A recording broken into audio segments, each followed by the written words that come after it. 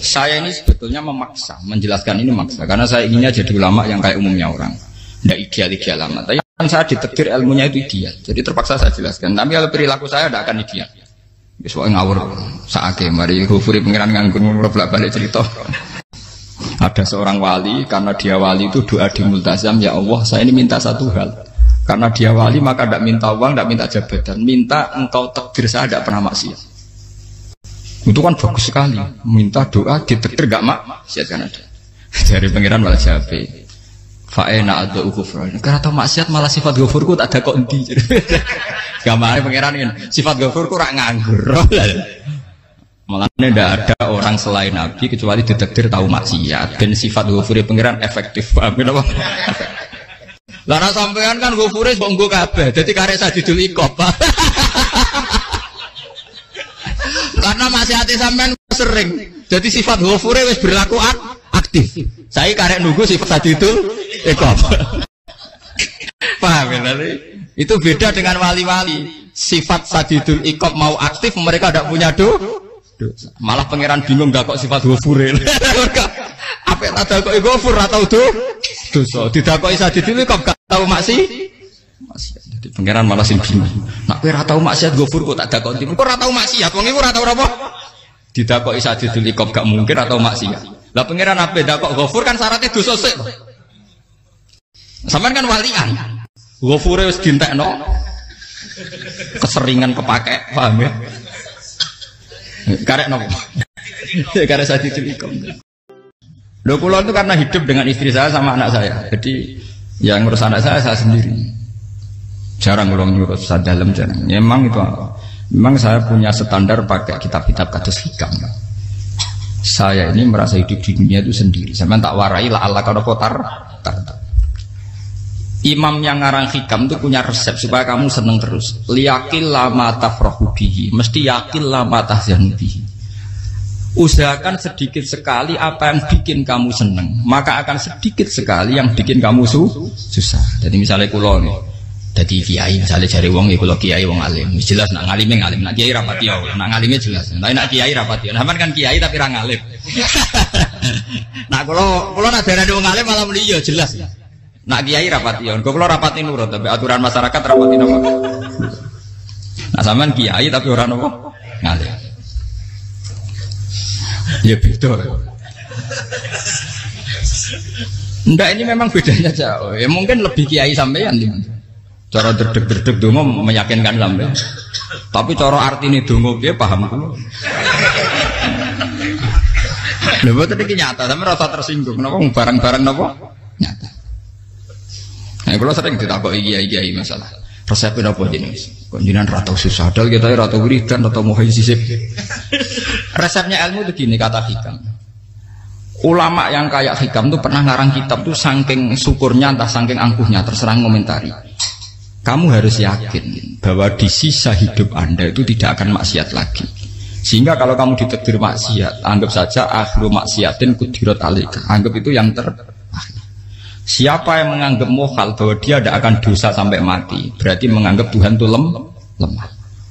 Karena cara berpikir kita kan bayangkan hidup itu 40 tahun lagi. Misalnya saya sekarang umur 40, bayang umur kadang 4 tahun meneh. Sampean misalnya umur selawe, bayang selawe tahun meneh.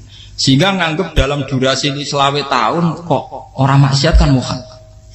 Apalagi sampai sudah tahu maksiat itu bakat tempah. Ya maksiat ya kelas-kelasan, nak bikin pacaran, nak wong iso omah ya nakal, nak sing setengah soleh ya berbau proposal ya sesuai kontaknya DWD. Itu kan urusan masing-masing. Ya itu kan urusan masing. Wae wakisabu ala wong ngene ora ana sing ro wae wakisabu ala. Rombongan wali songo, gue kangen wali songo, gue golek selisih, wow udah kok alam. Sing roh pangeran piap, gue kangen wali, gue golek selisih margin. Nih gue pokoknya wow udah kok alam. Ya, itu kan urusan jenengan mbek pangeran, tuh bukan urusan kulo. Tapi tetap saya sebagai ulama mengingatkan, niat itu ditoto. Begini, ulama dulu tuh ngitung hidup itu hanya 2 menit 2 detik, sehingga dia ya gampang saja. Kayak imam, kayak kanjeng Nabi itu, ya Rasulullah kenapa tidak menyediakan makan untuk besok? Saya itu tidak yakin, kalau hidup saya sampai besok. Ya sudah begitu cara, ya sudah tenang saja. Kalau sampean kan bayangkan hidup 4 tahun lagi, 5 tahun lagi, sehingga arah mangan ya wedi tenan. Padahal bolak-balik zaman cilik arah mangan tetep wedi. Jadi cara berpikir Nabi itu begitu. Begitu juga cara pikir sahabat, cara pikir ulama-ulama yang waras itu begitu. Loh, saya itu pernah melarat di Jogja, zaman pertama merantau itu kalau santri saya bilang, Gus kok tidak punya beras nih? Tapi apa yakin nak sesuk urip Pak? Kowe buta mangan sesuk, anak sesuk ijek napa? Cara berpikir ulama itu begitu. Sehingga melihat maksiat juga gitu. Alhamdulillah aku ijek urip. 1 detik, 2 detik, 2 menit. Sehingga hidup. Dan itu sudah cukup untuk lafadzkan la ilaha illallah. Makanya kata yang ngarang hikam, betapa murahnya Allah. Surga itu hanya bisa dibeli dengan 2 menit. Karena surga itu senilai la ilaha illallah. Miftahul jannah la ilaha illallah. Itu cukup 1 menit. Berarti surga itu regane mau 1 menit. Dan karena dia nganggap hidup itu 1 menit ke depan la ilaha illallah. Ya sudah. Dia ngitungnya hidup itu per menit. Kalau sampean kan enggak, per 10 tahun, per 20 tahun. Sehingga kriminal betul. Cara pandang sampean itu kriminal betul. Sehingga bayang kudu di duwe, kudu di bojo, nak kiai kudu di pengaruh. Lah kalau saya enggak. Saya meskipun tidak sehebat itu, tapi mewarisi keilmuan mereka. Jadi misalnya saya jadi ulama, itu bayang non, di santri musito, Islam pokoknya ke Ahmadiyah ya gitu saja. Ya pokoknya ya sudah gitu. Orang bayang non santri yang kelambinan takwa khusyuk, salam tempel, demen gelo, demen apa? Lo tanyakan santri-santri saya itu mungkin belum pernah nyuruh istri saya bikin kopi. Bisa dihitung. Karena saya itu sederhana saja. Misalnya saya pergi dari Jogja, ini yang nyata saya alami. Bayangno bojo gue semaca, gawekno kopi, bukakno lawang malah kecewa. Seperti umumnya orang kan gitu. Semerantau ada bayangno bojo gue nyuambut, digawekno kopi, digodhogno banyu hangat teman, bareng teko bojone wangep kukur-kukur. Karena tarifnya dia ideal, maka mudah kecewa kalau itu tidak terjadi. Nak kula mboten, sebayangno kaya Jogja, bojoku cek utuh Islam. Nak sholat 5 bulan ya sudah gitu saja. Pakai standar-standar yang minimalis. Saya dari rumah bangun sampai ngaji ya, pokoknya melek, ya sudah nak sholat dem-dem napa. Mulane sudah gitu saja. Andai kan saya pakai standar maksimal, maka akan mudah kecewa. Rasulullah juga begitu. Rasulullah itu ngadepi Sayyidah Aisyah, itu ya begitu, ngadepi Hasan Husain. Sehingga tidak ada cerita Nabi mudah kecewa betul. Karena Nabi bayangkan anak istrinya itu ya minimalis sekali, urusan dunia maksudnya minimalis sekali. Misalnya Nabi pagi-pagi tanya, ya Aisyah apa ada sarapan? Tidak ya Rasulullah, ya idzan asumu, kalau itu saya puasa. Kalau sampean usul-usul ora digekno kopi wong wedok apa? Itu kan repot. Muni-muni itibak sunnah Rasul tapi tidak pernah sampean mendekati sunnah napa? Rasul. Sehingga ya tenang saja Nabi. Saya tahu alhamdulillah bisa niru dalam gitu-gitu tuh bisa. Makanya ini kiai muda paling jauh. Banyak kiai-kiai yang sepuh itu kalau urusan gitu konsultasi sama saya. Gus siapa apa kain? Ini kalau dari sampai era dekarep. Juga saya tidak pernah bayangkan apa tanggaku seneng aku atau orang ngaji aku kecewa, tidak pernah bayangkan. Sampai itu kan makhluk, tidak penting. Kecewa tidak kecewa itu tidak benar.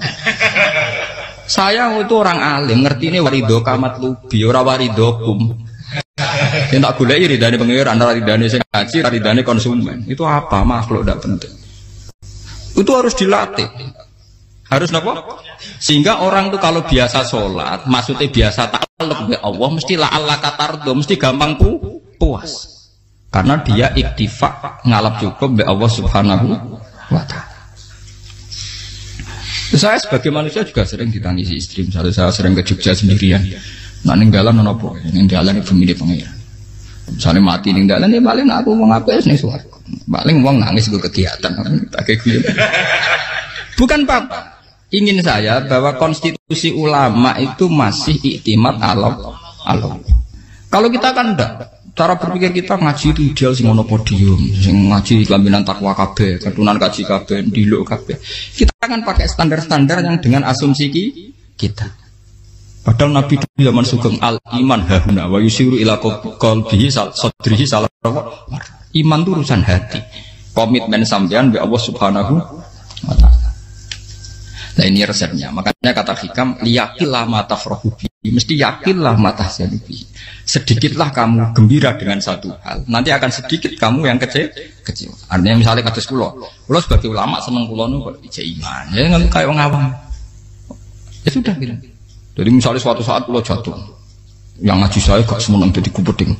Wong sing seneng kula bubar kabeh. Kula ora susah, miskola darah bener. Gus saiki jenengan ora sing seneng. Ya tenang saja. Sing ora seneng makhluk ora jelas. Dan status mereka tetap la yadurru wa la yan. Ini harus dilatih. Sehingga Nabi itu ya meskipun beliau itu perang, sahabatnya meninggal ya tenang saja. Nabi cara berpikir yang meninggal mereka mati syahid, yang masih hidup dianggap berpotensi melakukan kebaikan. Sama tak warai resep-resep dari Rasulullah Shallallahu Alaihi Wasallam. Saya ini sebetulnya memaksa, menjelaskan ini maksa, karena saya inginnya jadi ulama yang kayak umumnya orang, tidak ideal amat. Tapi kan saya ditekdir ilmunya itu ideal, jadi terpaksa saya jelaskan. Tapi kalau perilaku saya tidak akan ideal. Soalnya ngawur, saake mari Ghafuri pengiran nganggur bolak balik cerita. Ada seorang wali, karena dia wali itu doa di multazam, ya Allah saya ini minta satu hal. Karena dia wali maka tidak minta uang, tidak minta jabatan, minta engkau takdir saya tidak pernah maksiat.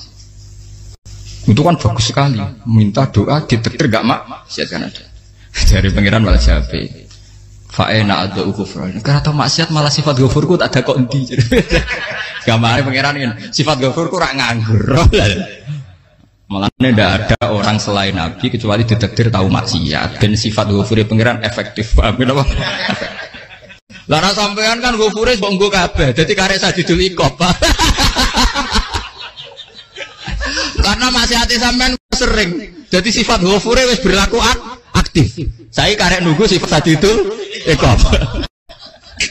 Paham ya? Itu beda dengan wali-wali. Sifat Sadidul Iqab mau aktif mereka tidak punya dosa. Malah pangeran bingung gak kok sifat ghafure. Apa ada kok ghafur atau dosa. Didakoki Sadidul Iqab gak tahu maksiat. Jadi pangeran malah sing bingung. Nak kowe ora tau maksiat ghafur kok tak dakoki. Kok ora tau maksiat, wong iku ora tau apa? Didakoki Sadidul Iqab gak mungkin atau maksiat. Lah pangeran ape dakok ghafur kan syaratnya dosa sik. Sampeyan kan walian. Ghafure wis dientekno. Keseringan kepake, paham ya? Karek nopo? Karek Sadidul Iqab. Ya itu memang standar Tuhan. Semua Quran itu kalau menyeritakan gitu. Nabi ibadi anni anal ghafurur rahim. Kaulaku ceritani aku ghafurur rahim. Tapi yo ceritani wa anna adabi wal adabul alim. Jadi Nabi ibadi anni anal ghafurur rahim wa anna adabi wal adabul alim. Kalau Nabi Ibrahim, Nabi Muhammad inna rabbaka lasariul iqab. Pangeran cepat nyiksane. Tapi wa innahu laghafurur. Jadi dua sifat ini pasti aktif. Dan tentu ulama itu senang sifat ghafur itu ya meskipun aktif, tapi mereka tidak pernah ngambil fasilitas sifat nopo. Kula baleni malih. Sehingga kayak Sayyidina Umar radhiyallahu anhu ketika beliau pertama jadi khalifah, ini cerita di kitab Hayati Sahabat. Pertama dia jadi khalifah, orang mengira dia akan ngomong hal-hal yang besar, visi besar tentang negara, visi besar tentang izzatil Islam wal muslim. Tapi ketika Umar pertama pidato begini, ayuhal muslimun ayuhan nas, ana, dari kata Sayyidina Umar, ana hulamun min bani Makhzum, akulu min kholati. Saya ini pemuda dari Bani Makhzum. Kecil saya bisa makan karena bulik-bulik saya punya kebun kurma yang kalau saya memanen diopahi beberapa biji dan itu menjadi kuti wahayati, menjadi saya bisa hidup. Terus wassalamualaikum warahmatullahi wabarakatuh. Orang itu penasaran semua. Orang jadi khalifah pertama dibenem jadi Amirul Mukminin, pidatonya ngenang masa kecilnya ra kelar mangan, kelare mangan mergo buruh bulike. Paham ya? Ngondoh kurma terus dikai tamarotin. Beberapa kurma sing dadekno iso. Dan itu saya pakai sampai ketemu Allah Subhanahu wa taala saya pakai. Misalnya sekarang saya mulya, misalnya kalau dibilang mulya, ya ana sing nyucuk, ana sing husnudzon, ana sing hormat, macam-macam sawangane. Itu bodoh sekali kalau saya menikmati itu. Bodoh sekali. Paling banter nikmati dicucup dihormati itu apa? Tapi kalau nikmatnya bisa makan saat itu tuh nyawa.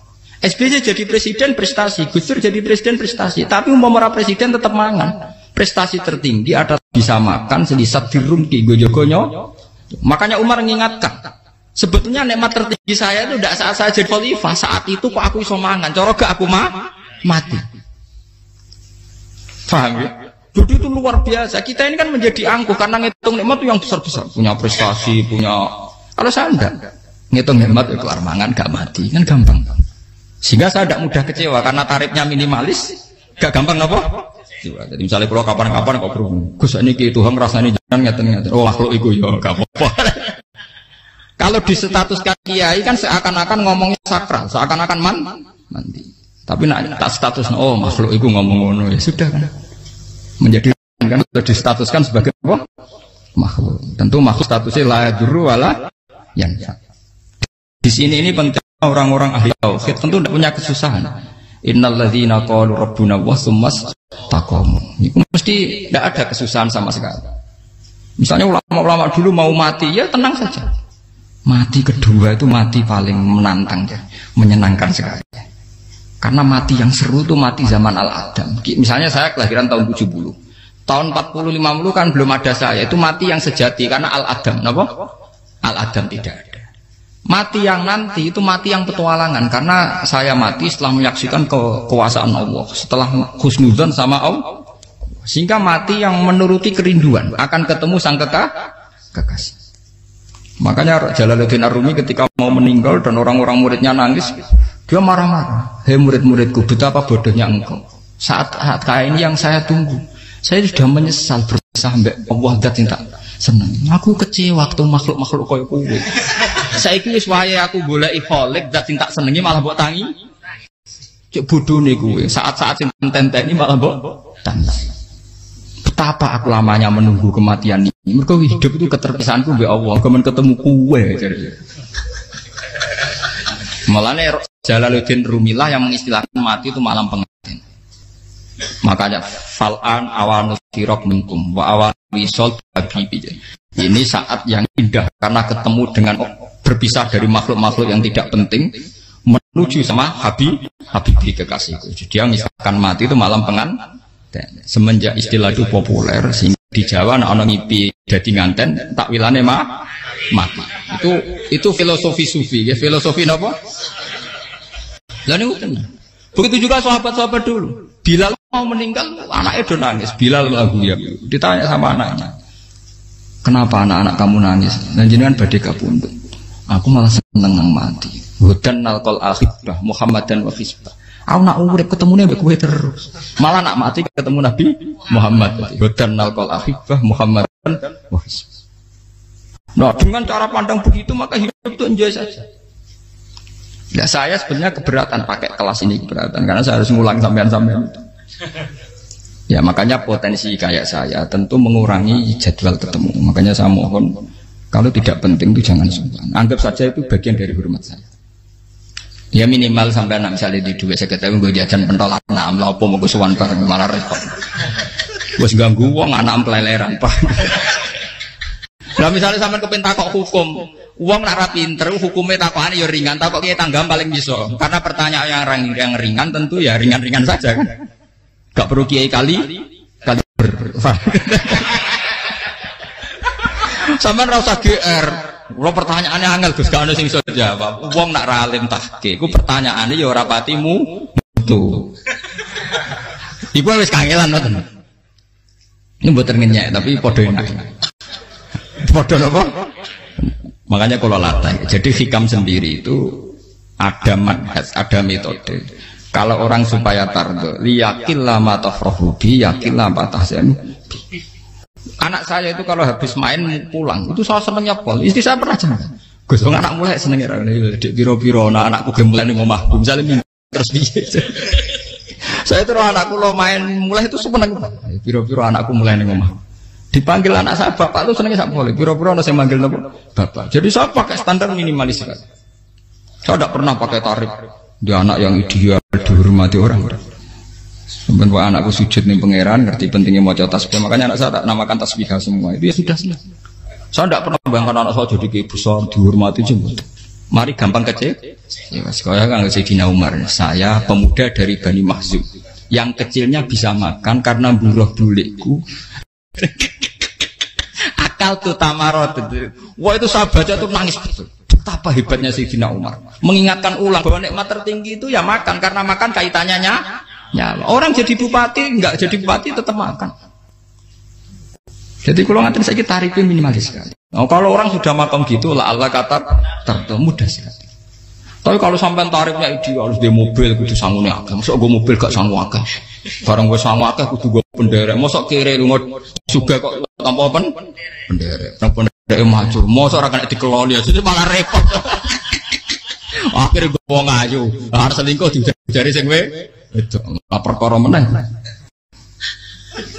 Mau keruwet nuruti tahapan-tahapan duniawi Makanya resep kalau ingin itu kon sholat, maksudnya sholat itu dihayati secara tauhid ya, dihayati secara tauhid. Misalnya innal sholati wa nusuki wa mahyaya wa mamati lillahi rabbil alamin. Itu akan pasti Allah katar, pasti mudah melihat alam ini ridho. Ini satu sekelumit ya, di resep orang ulama yang saya meniru beberapa di kitab Hayati Sahabat, di kitab Hikam, dan meniru terutama semuanya sanad dari Rasulullah Shallallahu Alaihi Wasallam. Makanya suatu saat Nabi itu kagum. Abdullah bin Mas'ud itu jalan dan dikawal oleh beberapa malaikat. Terus Nabi itu heran. Ya kenapa itu selalu mengawal kamu? Kata Abdullah bin Mas'ud, ya Rasulullah, inilah akhtu khutwatan, illa wa azunnu alla akhtu wa ukhra. Wa ma akaltu luqmatan, illa wa azunnu alla alqamu ukhra. Saya itu tidak pernah melangkah, kecuali saya tidak pernah yakin apa betul saya bisa melangkah lagi. Jadi perlangkahnya itu dia iktimat Allah. Dan saya tidak pernah mengunyah satu kunyahan kecuali saya tidak yakin apa betul saya bisa mengunyah lagi. Setiap kunyahnya tetap semuanya berada Bismillah. Semua itu atas nama pertolongan atas kata Rasulullah. Orang kakak andikan saya ada nabi terakhir itu jadi nabi. Jadi kemana? Makanya dulu nabi itu sering ngendikan, andikan orang-orang kayak gitu itu ada nubuah, tentu mereka punya derajat apa? Nubuah. Jadi tidak jadi nabi tapi punya derajat apa? Nubuah. Lah orang yang cara berpikir gitu tentu tidak khawatir apa yang hilang dari dirinya karena dia berkontrak dengan Tuhan hanya per menit per detik. Jika mempunyai resep al-mu'min yusiru sana Allah ayakuna li nafsi dzakiron. Seorang mukmin yang sejati tentu kontraknya dengan Allah Subhanahu wa taala dan dia tidak pernah ingat dirinya sendiri. Kayak sampai napas umat tapi Allahu Akbar, Allah Maha Besar, Subhanak. Selalu ana wong ngrasani termasuk lali utange barang iku.